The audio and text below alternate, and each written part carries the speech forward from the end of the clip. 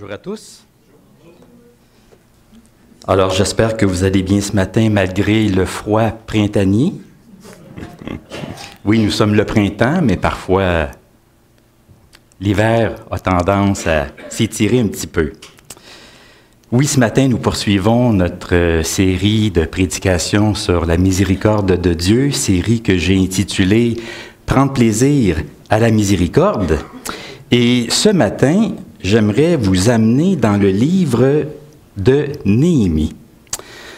Alors, vous savez, on se promène un petit peu dans l'Ancien Testament. Jusqu'à maintenant, nous avons été dans le livre des Psaumes, dans le livre de l'Exode, dans le livre de Jonas, le livre des Chroniques, le livre des Lamentations de Jérémie. Et nous avons vu que la miséricorde de Dieu se manifeste de plusieurs manières, à plusieurs reprises, dans différentes situations. Elle fait partie de l'histoire d'Israël. Tout au long de son histoire, l'histoire du peuple de Dieu, la miséricorde de Dieu se renouvelle sans cesse. C'est une miséricorde qui donne la vie, qui fait vivre et qui permet la continuité du peuple. Donc, nous nous sommes promenés un peu et nous allons continuer de le faire encore pendant quelques temps. Et ce matin, nous arrivons dans le livre de Néhémie. Dans ce livre, nous retrouvons l'une des plus longues prières de la Bible, probablement même la plus longue que nous avons. Et cette prière, elle est vraiment remarquable non seulement par sa longueur, mais aussi parce qu'elle est à la fois une prière de repentance, une prière de louange et une prière d'instruction. Elle a de multiples fonctions. Elle exprime un repentir, elle bénit Dieu et elle rappelle une longue histoire avec des leçons à tirer. Alors, puisqu'elle est assez longue, je ne vais pas vous la lire au complet, mais j'aimerais quand même vous en lire une bonne partie pour vous donner une idée, un aperçu de son contenu, de sa teneur, de son ton. Et pendant que je vous fais la lecture de cette prière, je vous invite à porter attention à l'image de Dieu qui se dégage de cette prière, parce que c'est une prière qui nous révèle très bien quelle est la nature et le caractère de Dieu, comment il est et comment il agit envers son peuple. Donc, Néhémie, chapitre 9, et je vais vous lire les versets 1 à 26 que vous avez juste ici.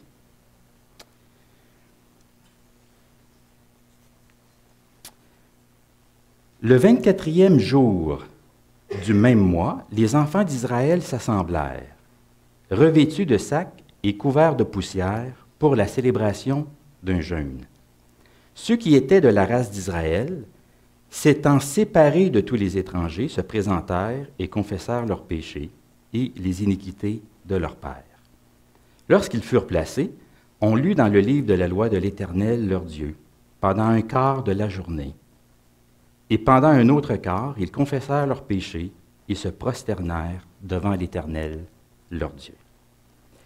Et les Lévites dirent, « Levez-vous, bénissez l'Éternel, votre Dieu, d'éternité en éternité.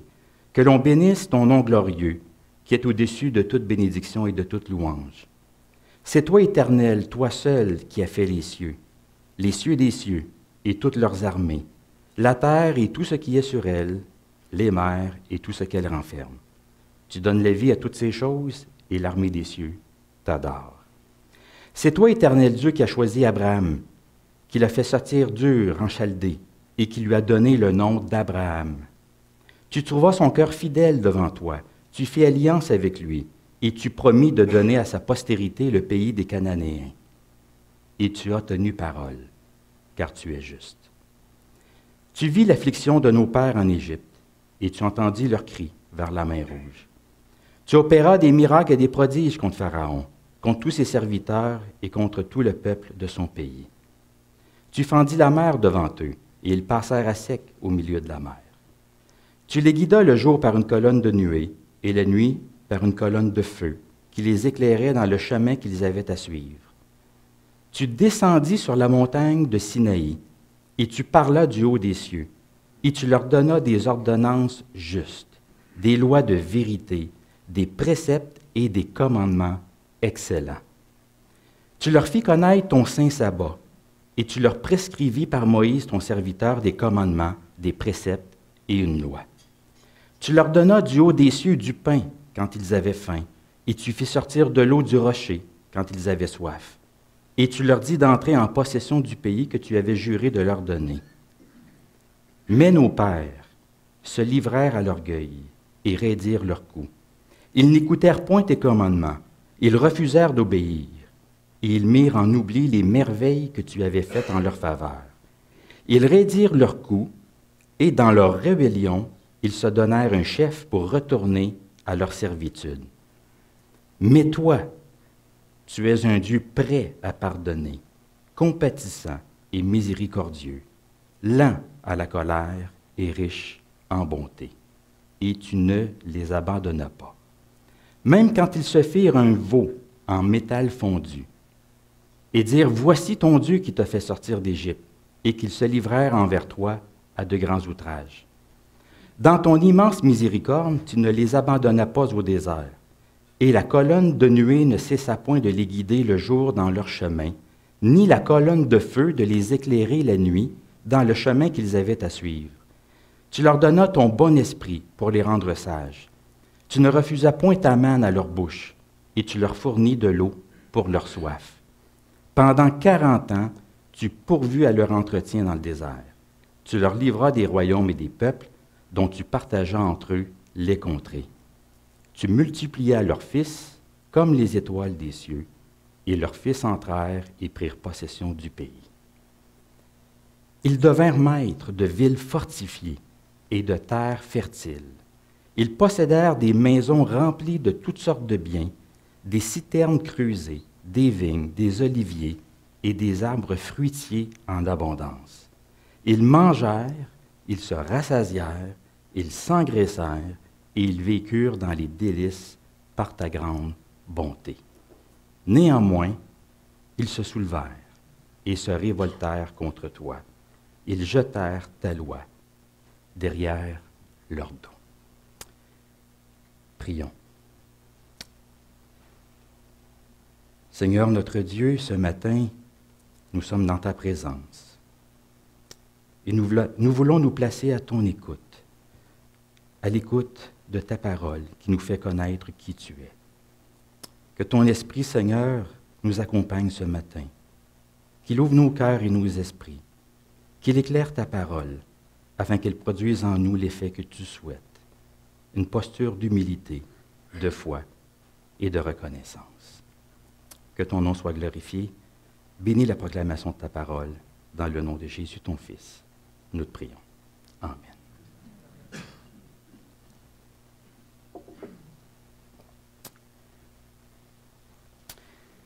Alors nous avons ici une belle prière qui est riche en contenu et qui a été soigneusement préparée et rédigée.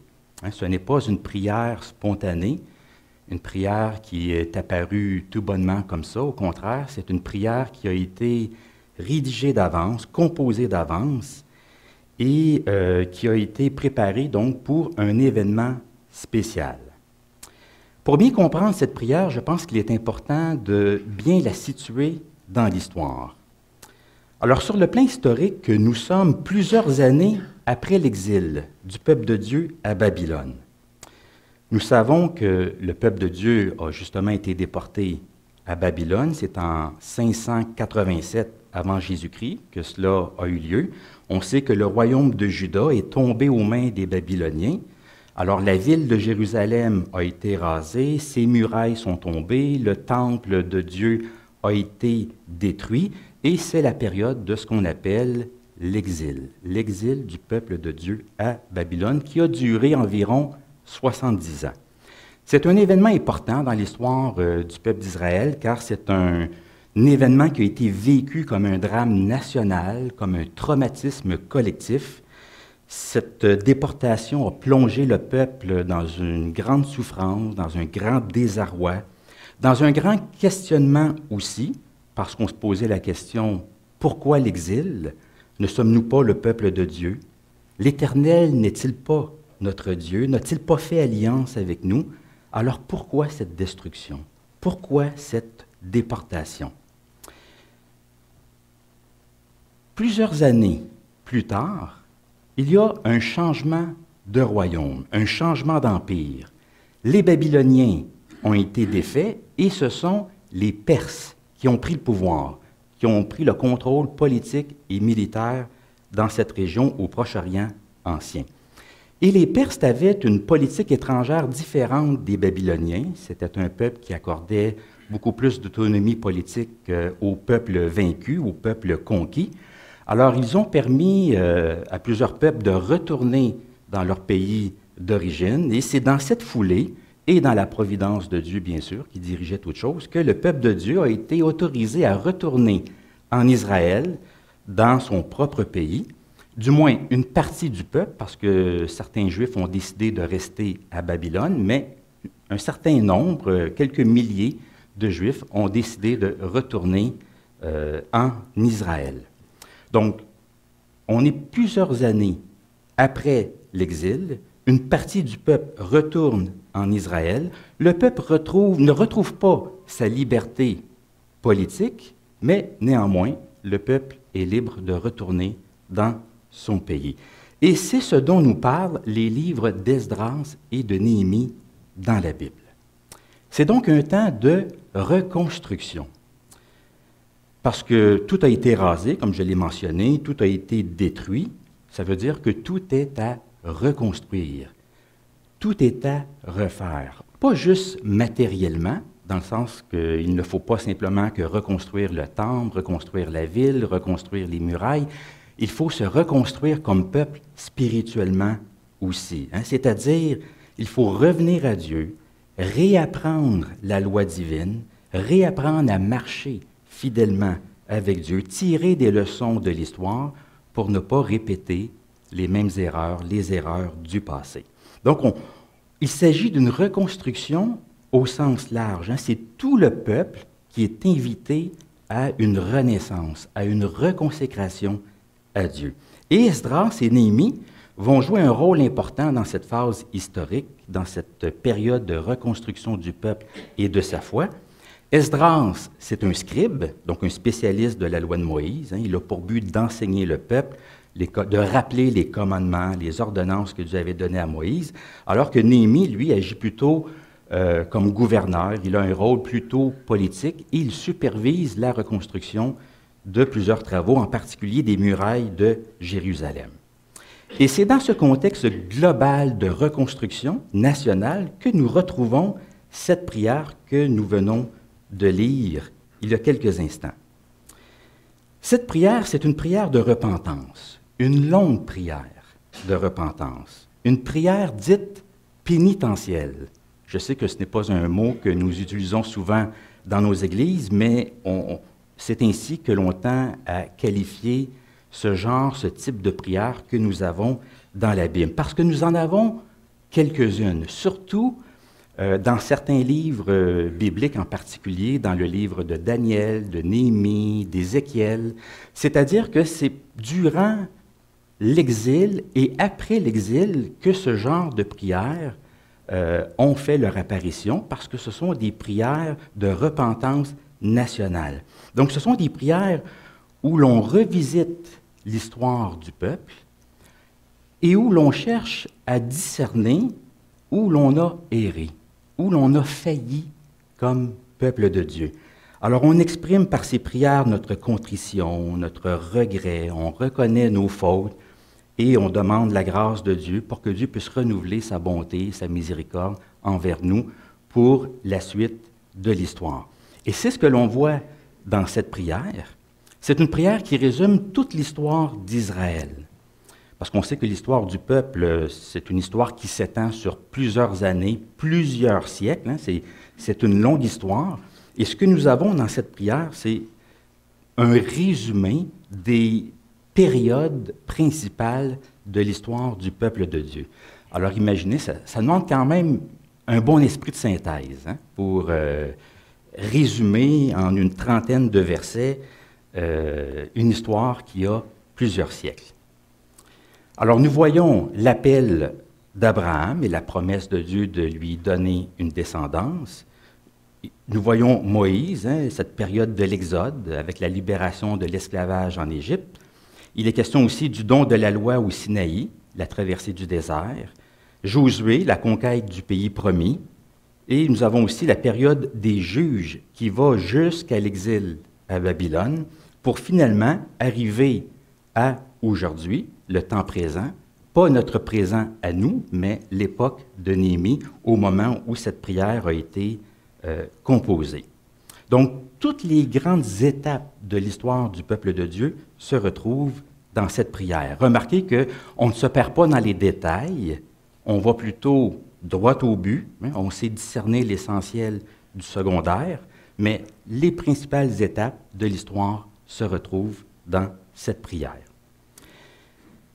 Mais au-delà de cet ordre chronologique des événements, il y a quelque chose de plus important à relever. C'est que cette prière met en lumière un schéma répétitif, un pattern, comme on dit, une manière d'être et d'agir qui reviennent souvent dans l'histoire et qu'il faut briser, y mettre un terme. C'est que c'est une prière qui contient plusieurs cycles, c'est-à-dire que la même histoire se répète. Au fur et à mesure que l'histoire avance, on voit que c'est du pareil au même, il n'y a pas de changement, le peuple ne comprend pas, il n'apprend pas la leçon, il retombe dans le même schéma. Malgré tout, Dieu agit avec bonté, avec miséricorde, il fait grâce, il pardonne, il restaure, il reprend la relation. Le peuple est infidèle, il se détourne de Dieu, mais Dieu, lui, reste fidèle et fait miséricorde, constamment miséricorde. Regardez bien un peu ce qui se passe dans cette prière. Je sais qu'il y a beaucoup d'informations ici, mais vous allez voir, c'est quand même relativement simple. Alors, nous avons d'abord une introduction liturgique à cette prière dans les versets 5 et 6. Ensuite, nous avons un cycle initial dans les versets 7 à 25.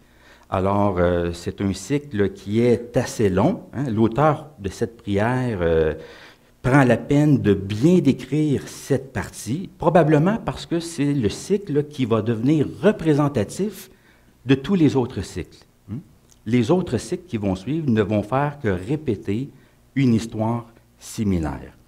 Et ensuite, dans la deuxième colonne, bien, vous voyez, il y a 3 autres cycles qui se répètent dans les versets 26 jusqu'à 31 pour finalement arriver ici, au présent, c'est-à-dire à l'époque de Néhémie, dans les versets 32 à 37. Donc, un cycle initial qui montre en quoi consiste le pattern, le schéma, et un schéma qui est répété à plusieurs reprises par la suite. Alors, regardons ce schéma de façon un peu plus précise.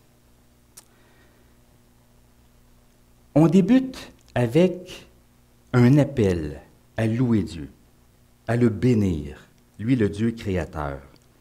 Au verset 5, il est dit « Levez-vous, bénissez l'Éternel, votre Dieu d'éternité en éternité, que l'on bénisse ton nom glorieux, qui est au-dessus de toute bénédiction, de toute louange. C'est toi, Éternel, toi seul qui as fait les cieux des cieux, toutes leurs armées, tout ce qu'elles renferment. Tu donnes la vie à toutes ces choses et l'armée des cieux t'adore. » Alors le peuple ici est invité à se tourner vers Dieu parce que Dieu, c'est le Dieu créateur. Hein? Le Dieu d'Israël, c'est le Dieu créateur. C'est lui qui est au-dessus de toutes choses. C'est lui qui donne la vie. C'est lui-même qui reçoit l'adoration des armées célestes. Sur la terre, l'Éternel n'est peut-être pas la divinité qui est adorée par toutes les nations, par tous les peuples, mais dans les cieux, c'est lui qui reçoit toute louange. Alors la louange du peuple de Dieu sur la terre se fait l'écho de la louange que Dieu reçoit dans les cieux. Et c'est encore la même chose aujourd'hui. Lorsque le peuple de Dieu se rassemble pour le célébrer, nous ne faisons que nous joindre à une chorale angélique, à l'adoration de Dieu qu'il y a dans les cieux.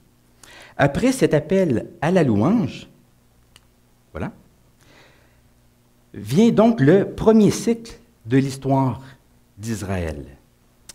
Un long cycle qui évoque l'histoire d'Abraham, de Moïse, l'Exode, le don de la loi, la traversée du désert, la conquête du pays promis. Et c'est un cycle qui commence par les mots « c'est toi qui ». C'est toi qui, et on mentionne les multiples bienfaits que Dieu a accordés à son peuple dans la première phase de son histoire. C'est toi qui as choisi Abraham, qui lui a fait une promesse. C'est toi qui as délivré ton peuple de l'esclavage, qui as fait des miracles, des prodiges. C'est toi qui as guidé ton peuple dans le désert, le jour, la nuit, en tout temps. C'est toi qui leur as parlé, qui leur as donné des commandements, des préceptes, des commandements excellents. C'est toi qui as pourvu à leurs besoins dans le désert. Tu leur as donné du pain, de l'eau. Tu leur as permis, autrement dit, de survivre dans un environnement difficile, un environnement hostile. Tu les as invités à prendre possession du pays, à entrer en terre promise. Alors l'auteur prend beaucoup d'espace pour nous décrire tout ce que Dieu a fait pour son peuple dès le début de son histoire, dès le premier chapitre de l'histoire d'Israël. C'est avec Dieu que tout a commencé. Le projet, Dieu est le Dieu créateur, mais Dieu a initié un projet de rédemption dans le temps et dans l'histoire, en commençant par un homme, Abraham, qui est devenu un peuple avec un pays, avec un territoire. Malheureusement, comment le peuple a-t-il réagi à tout cela? Mais nos pères, qu'ont-ils fait? Ils ont raidi leur cou, ils se sont entêtés, ils n'ont pas écouté tes ordonnances, ils ont refusé d'obéir, d'aller de l'avant. Ils ont même voulu rebrousser chemin, retourner en Égypte.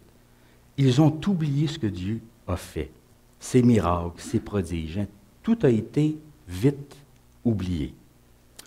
Autrement dit, c'est que le peuple n'a pas répondu avec foi, avec humilité, avec reconnaissance. On le sait, ils ont murmuré dans le désert. Ils ont fait preuve d'arrogance, d'entêtement, d'obstination, d'ingratitude. Ils ont même été jusqu'à se faire un veau d'or. On mentionne cet événement-là en particulier, et c'est un événement qui est important parce qu'il symbolise toute la suite de l'histoire. C'est l'apparition de l'idolâtrie au sein du peuple de Dieu, le peuple qui avait reçu la loi. Tu n'auras point d'autre Dieu devant ma face. C'est la loi que Dieu avait donnée à Moïse sur le Sinaï. Et lorsque Moïse redescend, bien, c'est l'épisode du veau d'or que nous retrouvons. Et cet épisode-là bien, devient symbolique de l'idolâtrie chronique que l'on va retrouver tout au long de l'histoire d'Israël. Vient ensuite la réaction divine. Mets-toi, mets-toi. Tu es un Dieu prêt à pardonner, compatissant et miséricordieux, lent à la colère et riche en bonté. Et tu ne les abandonnas pas.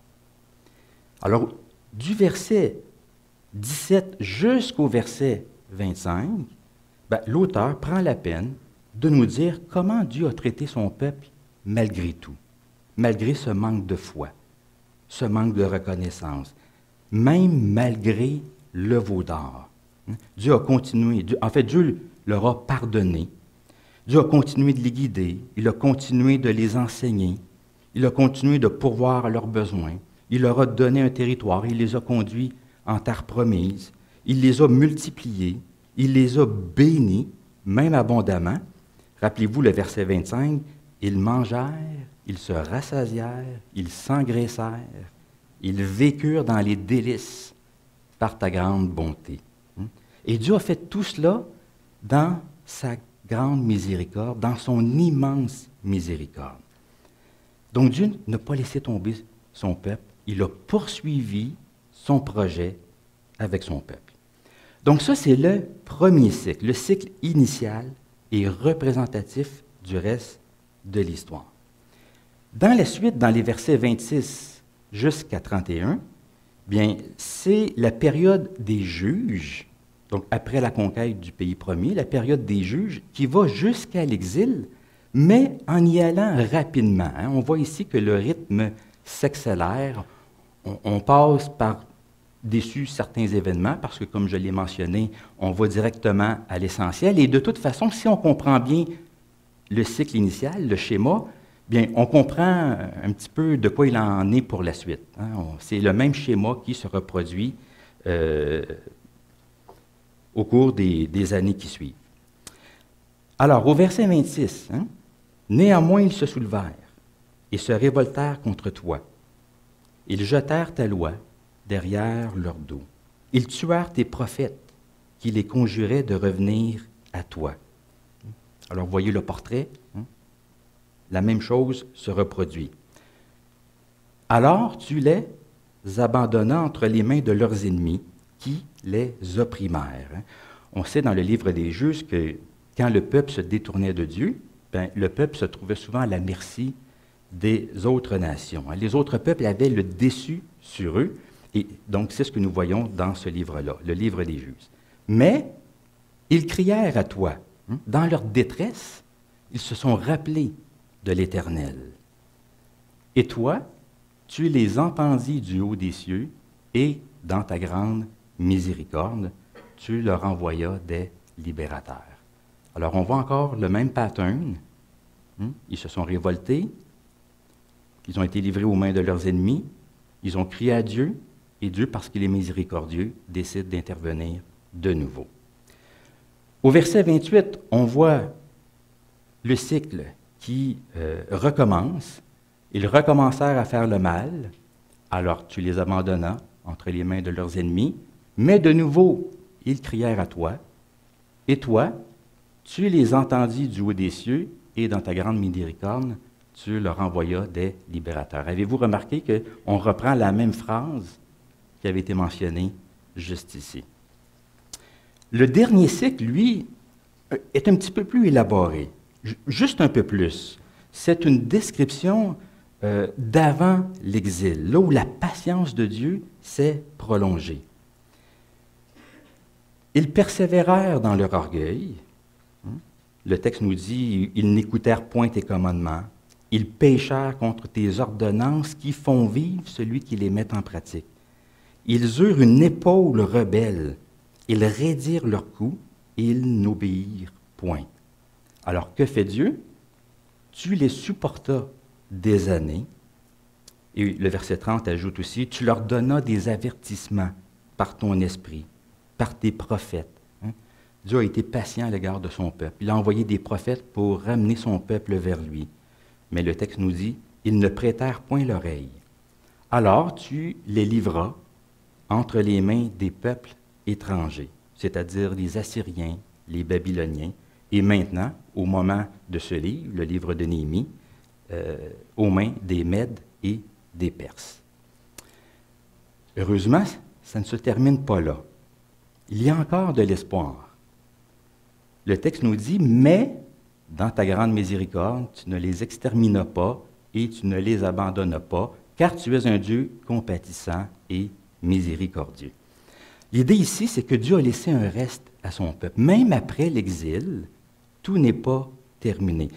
Un événement, comme je l'ai mentionné, qui a été vécu comme un drame national, comme un traumatisme collectif, mais malgré tout ça, l'histoire n'est pas finie. Tout ne se termine pas là. Dieu s'est assuré de la survie de son peuple parce qu'il a laissé un reste à son peuple. Et c'est ce peuple, ce reste, dont une partie peut revenir en Israël et continuer l'histoire avec Dieu, renouveler l'alliance avec Dieu pour la suite des temps. Et finalement, on arrive à aujourd'hui, l'époque de Néhémie, et maintenant, où notre Dieu, toi qui gardes ton alliance et qui, encore une fois, exerce la miséricorde. Alors, encore une fois ici, le peuple constate que Dieu a été miséricordieux dans le passé et demande pour la suite des temps que Dieu puisse renouveler sa miséricorde pour les années suivantes. Qu'est-ce qui se dégage de toute cette prière? Quelque chose vous frappe?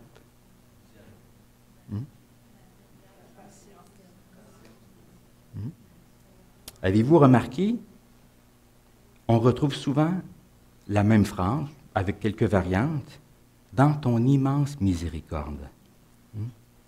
C'est toi qui, mais nos pères, mais toi, un Dieu prêt à pardonner, compatissant, miséricordieux, dans ton immense miséricorde. Encore une fois ici, et toi, tu les entendis du haut des cieux et dans ta grande miséricorde. Et toi, tu les entendis du haut des cieux dans ta grande miséricorde. Même chose pour la troisième répétition du cycle. Dans ta grande miséricorde, tu ne les extermines pas. La miséricorde de Dieu, elle revient comme un refrain. Un refrain après plusieurs couplets. On rappelle comment est Dieu, comment il agit envers son peuple à chaque étape de son histoire. C'est la miséricorde de Dieu qui a permis la survie et la continuité du peuple, la reprise d'une nouvelle étape. C'est la miséricorde de Dieu qui relie les époques entre elles. C'est grâce à cette miséricorde si le peuple de Dieu est toujours le peuple de Dieu. Ce n'est pas à cause du peuple lui-même, à cause de ses mérites, de sa fidélité, de sa loyauté. Non, c'est à cause de Dieu, de sa fidélité, de sa miséricorde. Alors, vous voyez que cette prière pénitentielle, elle est aussi, par ricochet, on pourrait dire, une prière de louange, parce qu'on rend hommage à la fidélité et à la miséricorde de Dieu dans l'histoire. C'est une célébration de la personne de Dieu. Alors, on voit comment cette prière a été bien structurée, bien rédigée, bien composée. Il y avait une intention derrière cette prière. C'est pourquoi cette prière, elle est aussi une prière d'instruction. Non seulement une prière de repentance, non seulement une prière de louange pour magnifier la personne de Dieu, elle est aussi une prière d'instruction. Elle a une fonction pédagogique parce qu'elle enseigne quelque chose à la nouvelle génération, la génération du temps de Néhémie. Elle leur rappelle leur propre histoire et combien il est important de comprendre là où le peuple a erré, de voir comment la miséricorde de Dieu s'est manifestée, de comprendre tout ça pour ne pas reproduire, de ne pas retomber dans le même schéma. Parce que c'est facile, vous le savez, d'oublier une histoire, d'oublier d'où l'on vient, nos racines. C'est important les cours d'histoire. Parfois, on n'en prend pas toujours conscience. Dans les écoles, il y a des cours d'histoire et puis parfois on pense que c'est pas trop important. Mais c'est important l'histoire, comprendre d'où on vient, quelles sont nos racines. Donc c'est une prière aussi d'instruction qui instruit le peuple de Dieu à ce moment-là et qui nous instruit, nous aussi, aujourd'hui. Vous savez, l'apôtre Paul écrivait que tout a été écrit pour notre instruction, même à nous, aujourd'hui. Alors même pour nous, c'est une prière qui nous instruit, qui nous enseigne quelques leçons. J'aimerais vous offrir quelques pistes d'actualisation pour terminer.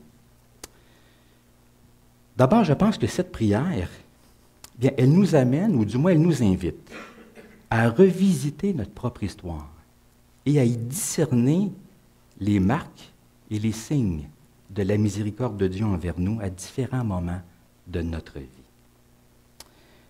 Chaque histoire est différente, n'est-ce pas?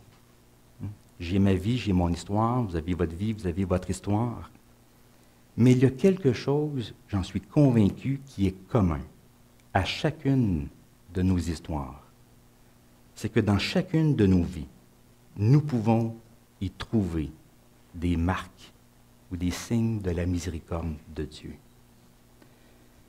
Notre vie, à chacun d'entre nous, elle porte la signature de la miséricorde divine.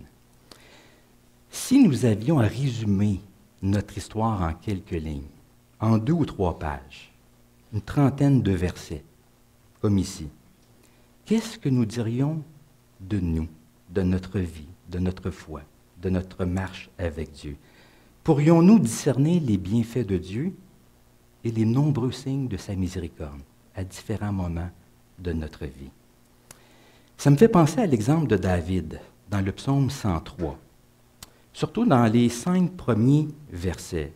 Peut-être que vous vous rappelez ces versets que David mentionne.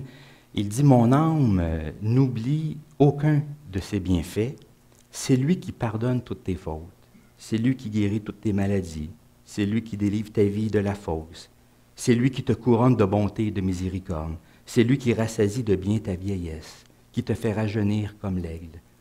Il faut savoir ici que David, ce qu'il nous offre, c'est un témoignage de vie. Il a écrit probablement ce psaume-là dans la dernière partie de sa vie, dans sa vieillesse. Il est question de ça ici. Et il regarde en arrière, il prend du recul, il regarde sa vie, et là, il voit tout ce que Dieu a fait pour lui. Comment Dieu lui l'a pardonné, comment Dieu l'a guéri, comment Dieu lui a fait du bien, comment Dieu l'a délivré à différents moments de sa vie. Alors, c'est un témoignage de vie que David nous offre ici, dans les 5 premiers versets du psaume 103. Nous aussi, nous pourrions prendre du recul par rapport à notre vie, regarder notre vie, voir ce qui s'est passé, quel a été notre parcours de foi, notre parcours spirituel, et tenter de voir ce que Dieu a fait pour nous, quels sont les signes de sa miséricorde envers nous. Et cet exercice de discernement spirituel, on peut l'appliquer à différents domaines de notre vie. Notre vie de foi, bien sûr, comme je viens de le mentionner. Personnellement, je pourrais l'appliquer à mon ministère pastoral. Lorsque je regarde mes années de pastorat, je peux y discerner aussi la grâce et la miséricorde de Dieu envers moi. On pourrait aussi appliquer ça à notre histoire d'Église. L'Église, notre histoire locale ici à Saint-Eustache. Vous savez, bientôt, nous allons souligner nos 50 ans d'existence. Je sais, ce n'est pas beaucoup 50 ans dans la vie d'une Église, mais quand même, nous en avons vécu des choses. Et je suis sûr que lorsqu'on regarde l'histoire de notre Église, nous pourrions discerner la miséricorde de Dieu envers nous. Alors oui, revisiter l'histoire, comprendre d'où nous venons et ce que Dieu a fait pour nous. Ensuite, cette prière nous invite à répondre à la miséricorde de Dieu envers nous avec foi, humilité et reconnaissance. Foi, humilité et reconnaissance. À ne pas faire comme le peuple qui a raidi le coup, qui a été ingrat, qui a oublié les merveilles de Dieu à son égard, qui a jeté la parole de Dieu derrière son dos. C'est une prière qui est en fait un contre-exemple, qui nous dit quoi ne pas faire, quelle est une réponse inappropriée à ce que Dieu fait pour nous. Au contraire, cette prière nous invite à répondre avec foi, humilité et reconnaissance. Parce que l'action de grâce, ce n'est pas juste une parole. L'action de grâce, c'est aussi une manière de vivre. Par notre vie, par notre façon de vivre, c'est une façon de dire que nous reconnaissons ce que Dieu a fait pour nous et que nous en sommes reconnaissants. Finalement, je pense que cette prière nous invite à tourner les regards vers Dieu lui-même, à nous rappeler constamment son caractère, que c'est la miséricorde de Dieu qui nous fait vivre. Mets-toi, tu es un Dieu prêt à pardonner, compatissant et miséricordieux, lent à la colère et riche en bonté. Voilà une parole qui résume très bien la disposition de Dieu, la disposition fondamentale de Dieu à l'égard de son peuple, mais aussi à notre égard. Tel est le Dieu que nous connaissons, le Dieu que nous aimons, le Dieu que nous servons. Le Dieu de David, le Dieu d'Israël, le Dieu des Hébreux, le Dieu de la Bible, le Dieu de Jésus. C'est un Dieu qui est prêt à pardonner, qui réagit avec bonté et miséricorde, même lorsque nous sommes ingrats et infidèles. Alors que le Seigneur nous fasse miséricorde en tout temps et que Dieu bénisse sa parole. Amen.